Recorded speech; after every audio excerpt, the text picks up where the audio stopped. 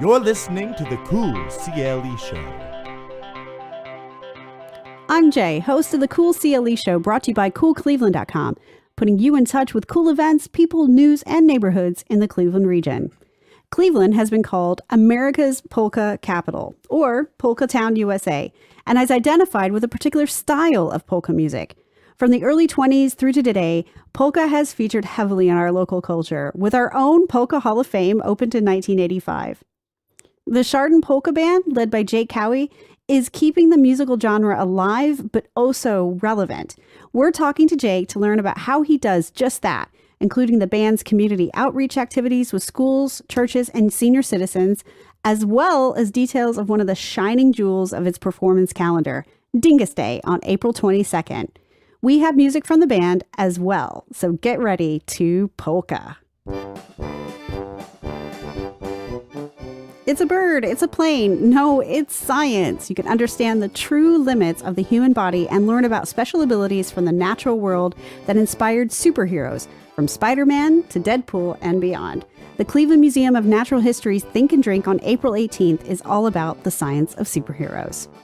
Also on April 18th, the Canton Palace Theater and the Canton Repository present the third annual Local Live Concert, a showcase of local music featuring area bands and artists.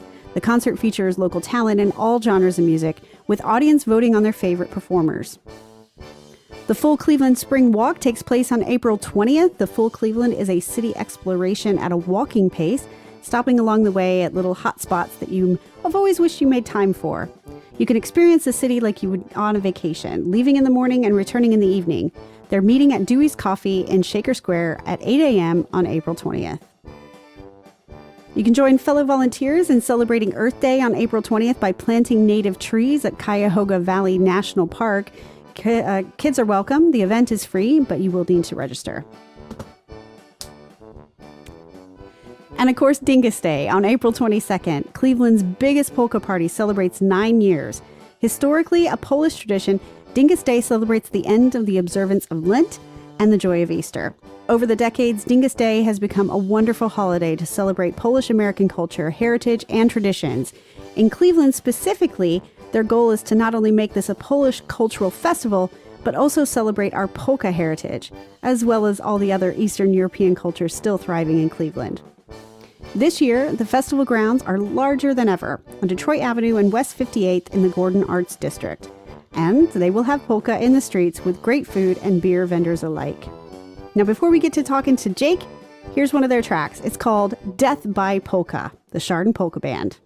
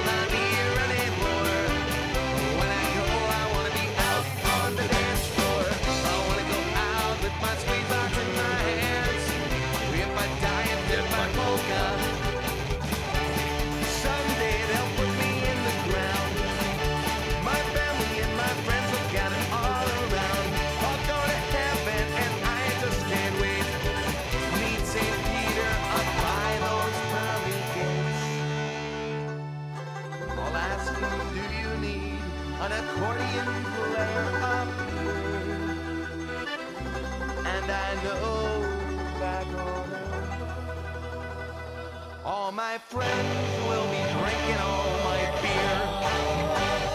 Beer, beer, being drank by all my friends. Beer, beer,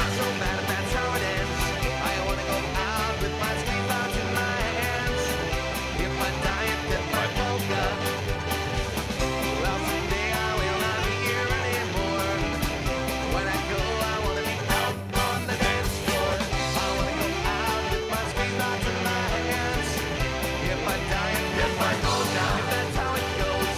If I die, it's get my polka. It gets all of us. If I die, it's get my polka. You can drink my beer. If I die, it's get my polka.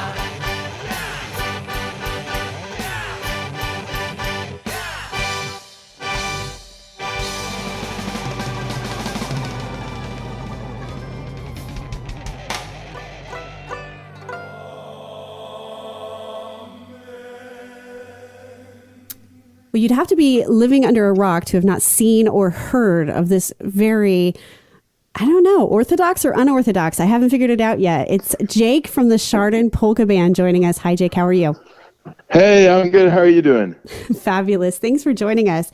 So Dyngus Day is quickly approaching, and so polka had to be the theme of this week's podcast. And when I thought polka, I immediately thought of you guys.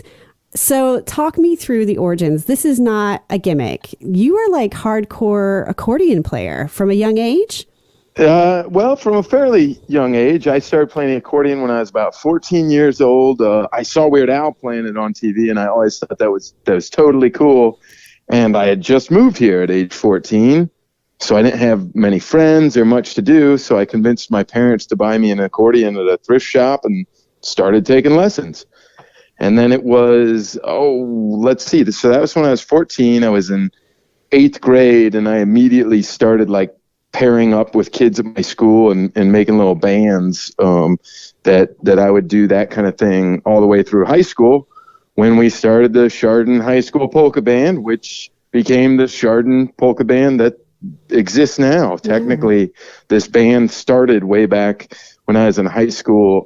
We just 15, as a matter of fact, as a band. So yeah, it's I've been involved with accordion playing and this band for over half my life now. What sort of performances were you doing when you were first starting out? Were you playing for people live? Yeah. I've always I love being an entertainer. So I mean, within a few months of starting accordion lessons, I started performing at the church we were at the time, and I just went and played at the minister's current church, the minister that we had growing up, and I was laughing because I went, this guy let me play at his church, and now I get asked to come and play at him because I went, man, I really butchered songs back then. I mean, I still do that a bit, but it's, hopefully a little better now. But yeah, I mean, they'd let me play there, and I would just play anywhere and anywhere when I was starting out. And when we were getting the band started, that's how we got our name out there. I remember one summer we just tried to work as much as we could. And at the end of that year, I ran into some people, that are quote unquote in the business. And they said, well, you guys are everywhere. And, that was the intention. Like, I don't think we got paid for half those gigs, or at least not paid enough to divvy up. But it was the point of getting our name out there and just being active. And once you're active and you look active, then the jobs come in. Yeah, exactly. You mentioned your wife is in the band. So what is the makeup of the band? What's the instrumentation that we can expect? Well, I got myself, I play the accordion. And then my wife and my banjo player have been with me the longest at this point. My wife plays saxophone in the band. She also plays flute and has a dynamite voice. And then we got my banjo player. His name's Mike Franklin. And then we got a saxophone player, another saxophone player. He does all kinds of woodwind, saxophone, clarinet, and baritone saxophone, stuff like that. His name's Mitch. And then my drummer, Joey Dahlhausen. Oh, I couldn't add up the amount of time he's been with me. He's been with me for quite a while.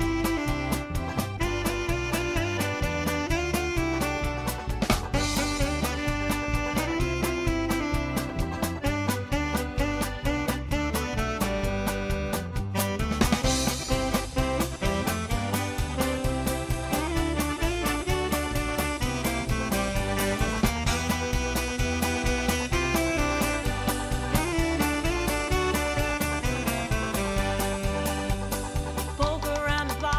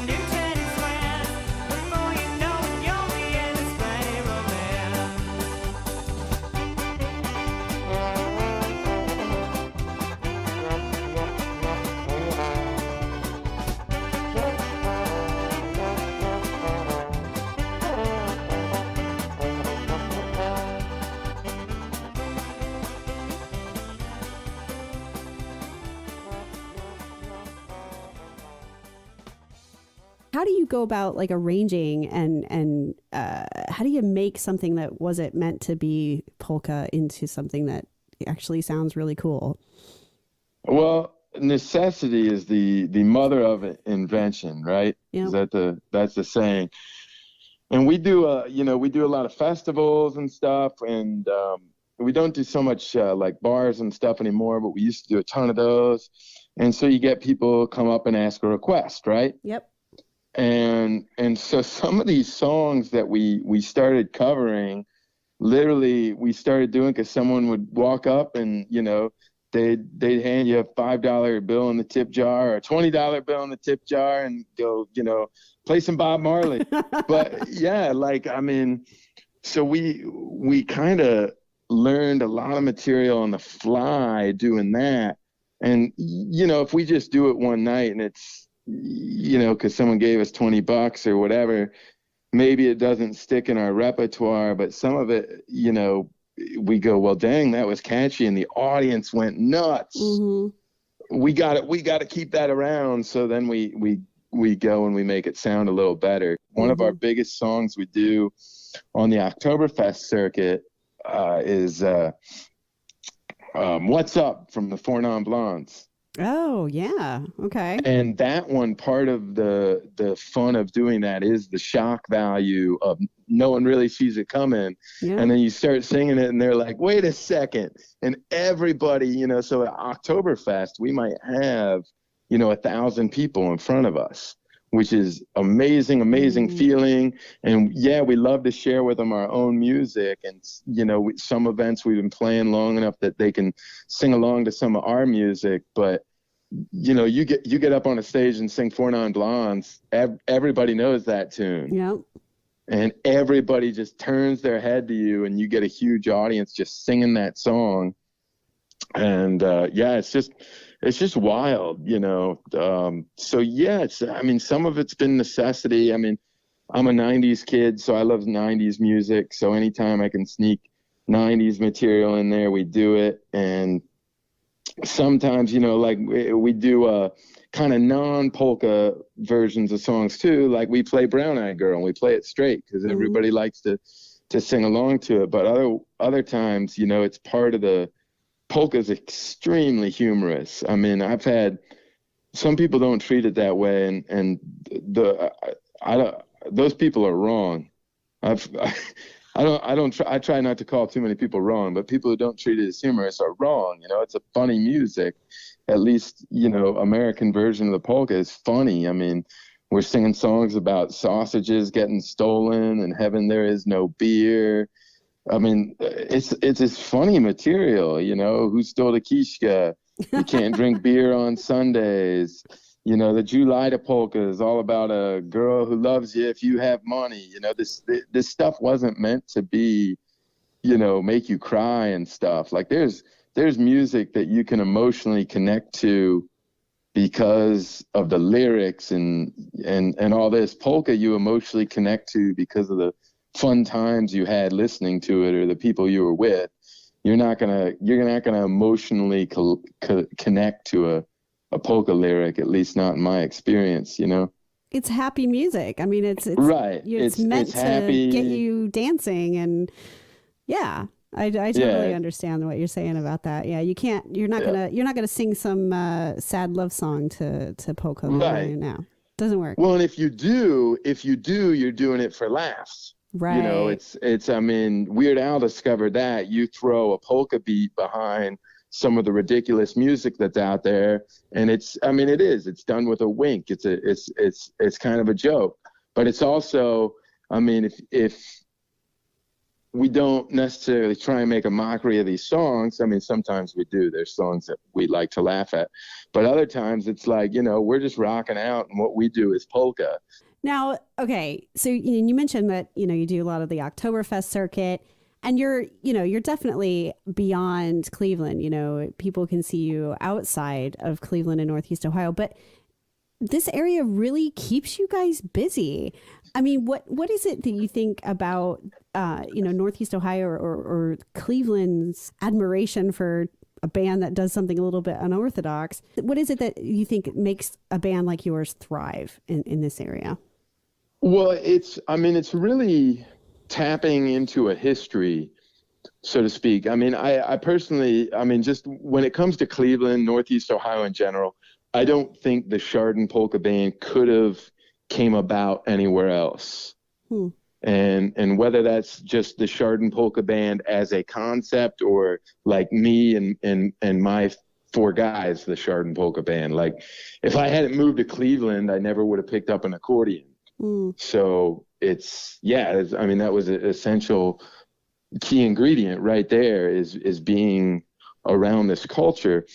But we had in Cleveland just this huge population of European immigrants, people from Poland, people from Slovenia, then we got Germans, we got Czech, and the list goes on. I mean, I'd have to print out a spreadsheet, for all these different European countries that brought their cultures with us. And because it was a lot of Europeans, a lot of those people already had polka.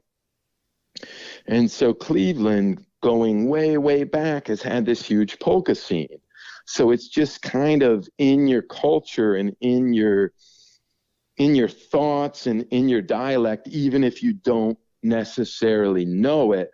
Like, I can go anywhere around here, and maybe not young kids, but if I'm singing for people my own age or older, if I sing "In Heaven There Is No Beer," they've heard that somewhere. Maybe it was at a wedding, maybe it was their grandma listened to a polka record, maybe it was their dad. They've heard that song somewhere, just because they've heard that somewhere, because it was huge here back in the day. If I was in North Carolina before I was in Ohio, and if I sang "In Heaven There Is No Beard," that people don't know that song.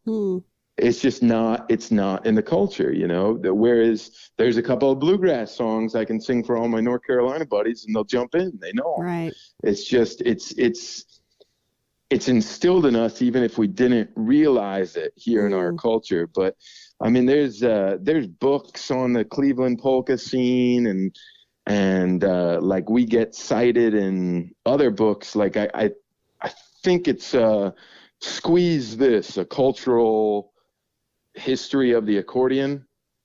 Wow. I think that's what the book's called, but it goes into where the accordion started, yada, yada, yada. And it brings up Cleveland, and these Cleveland area musicians that were building polkas out of old Slovenian folk tunes and stuff like that. So it's really a huge part of our culture. And as culture moves forward, it's maybe it's less about the old country and whatever. I mean, I'm Dutch by ethnicity, and I don't really reflect on my Dutchness much at all, or know anything about it. I've got into polka music and that side of things, but. All right, so let's talk about this aspect of the Chardon Polka Band, which is I think unique. When it comes to original bands in this town. You spend a lot of time in community outreach. You go to schools, you go to churches, you go to senior citizen homes. What made you want to give back in that way? Well, I mean, I'd like to say it was all for noble reasons. Part of it is just, this is our job, so we always have to be working. Like, and so some people go, well, why do you take on these small jobs? And then it's like, well, it's a job, where else are you going to work? But yes, there is. I mean, it's definitely, I truly believe in giving back and being a part of the community. And it brings us a lot of happiness to do that. It's so nice to go in there and you're a rock star to these kids. So that feels really good. But then we'll get a package of letters and pictures from these kids that said, hey, I loved when your band came to my school. And they say, and my favorite part was getting to see a banjo, and my favorite part was getting to do this. And you're like, wow, because that something like that happened in each one of our lives. Yep. Whether we were conscious of it or not, Maybe it was sitting around a campfire with her dad and a guitar, someone coming and doing a school program like that. Or maybe it was your band teacher or whatever. All of us have had different musical influences that made us go, wow, this is really cool, and get us excited and interested in music. So yeah, the schools are just incredible. In fact, the last couple weeks, me and Emily have been doing a preschool. And one of the coolest experiences I've ever had in music was this past Monday. We did a whole little bit with accordion in these. We have 8 preschoolers. They stay after school. It's called enhancement. They have art sometimes. They have music or different things. If your kid shows an interest in, they can spend an extra hour at the school. Anyway, so we got these 8 preschoolers. And I show them the accordion, and I brought 2 extra accordions with me because I got like 15 accordions. And so I took one of them apart and showed these kids the inside of the accordion and how it's got all these reeds in it. Like the reeds on a harmonica, those are inside the accordion. And the kids, we've already talked to them about saxophones and all this stuff, so they know about, using blowing to vibrate reeds, on a saxophone. So they know that air, can make sound. So then they understand the action of me pumping that accordion. And I was able to show them the inside of it.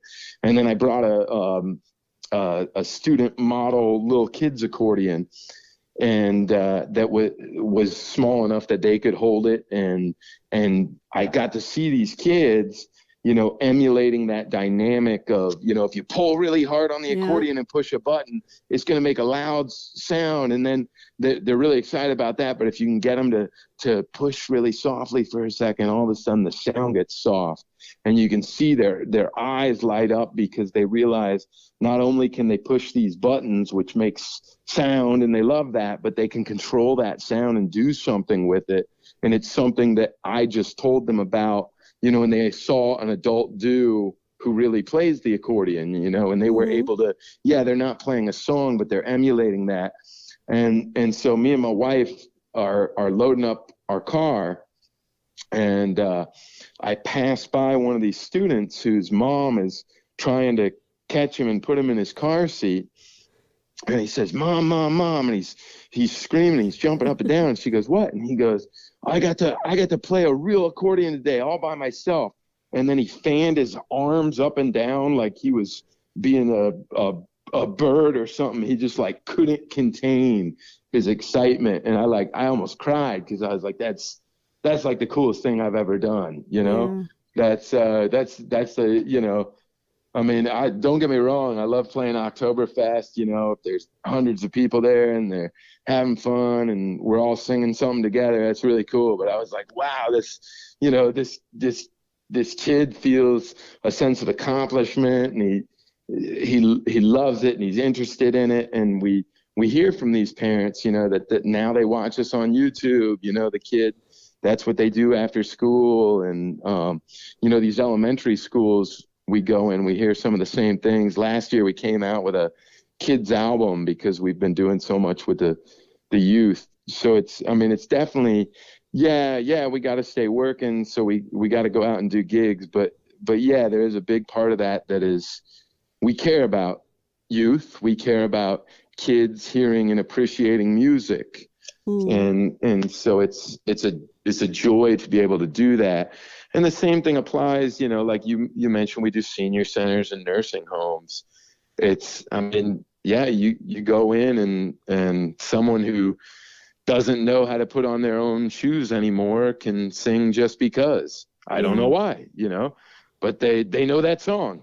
Yep. And you tap into that memory, and suddenly all of that just sort of fades away.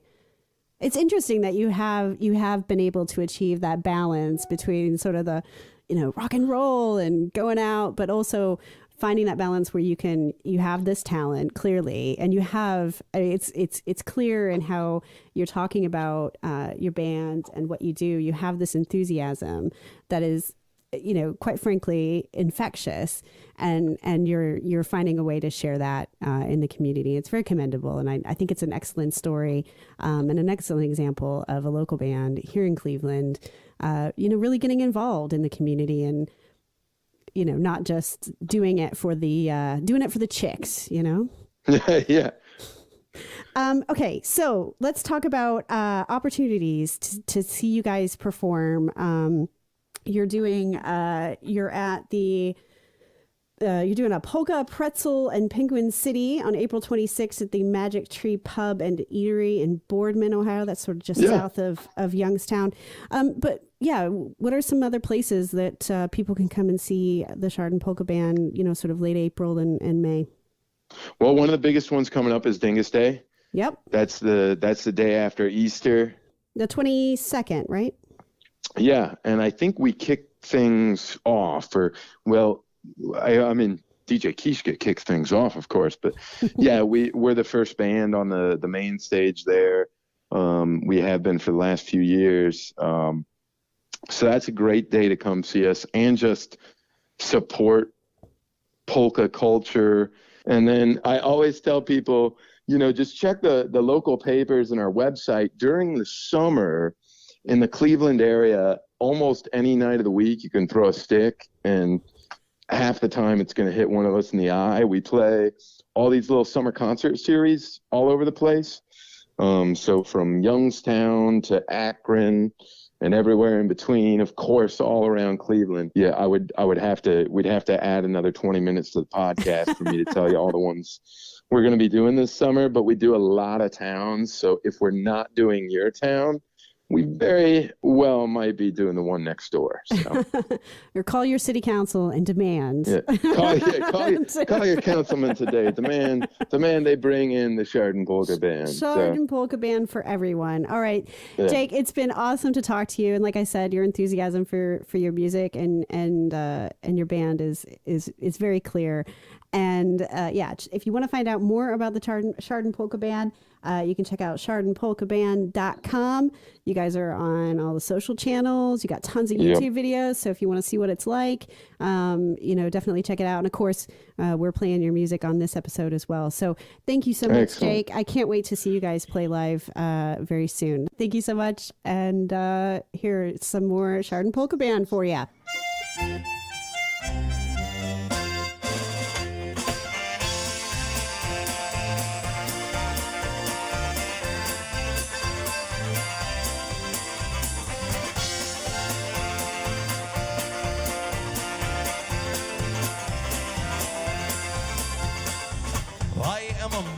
I simply must confess. See, I met a girl I adore. Then she introduced me to her sister. I just could not resist her. I'm not sure who I fancy more. I'm in love with two sisters. I'm in love with two sisters. Not sure what I am gonna do. What do I do? I'm in love with two sisters. I'm in love with two sisters. Hope they are in love with me too.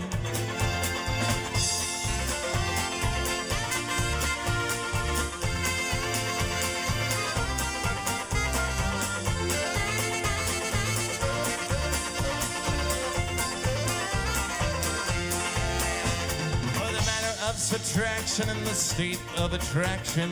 There are two of them, but one of me. I wondered if they would oppose if I decided to propose a marriage that would allow for three or maybe more. I'm in love with two sisters. I'm in love with two sisters. Not sure what I am gonna do. I'm in love with two sisters. I'm in love with two sisters. Hope they are in love with me too.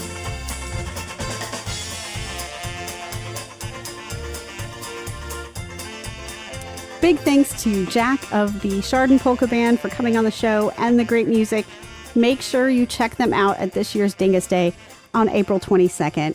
Thank you so much for listening to this week's Cool CLE show brought to you by CoolCleveland.com. Have a good one.